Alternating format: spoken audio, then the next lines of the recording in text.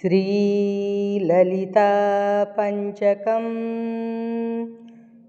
प्रातः स्मरामि ललितावदनारविन्दं बिम्बाधरं मृदुलमौक्तिकशोभिनासम् आकर्णदीर्घनयनं मणिकुण्डलाढ्यं मन्दस्मितं मृगमदोज्ज्वलफालदेशं प्रातर्भजामि ललिता भुजकल्पवल्लीं रत्नाङ्गुलीयलसदं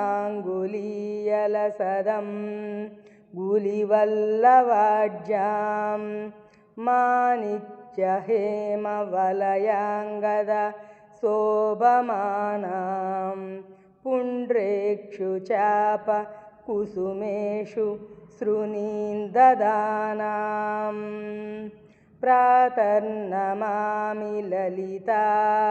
चरणारविन्दं भक्तेष्टदाननिरतं भवसिन्धुपोतं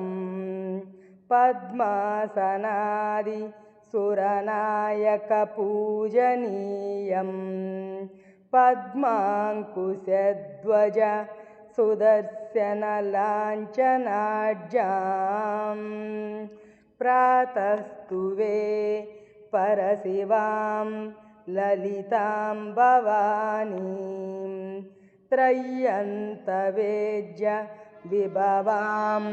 करुणानवज्यां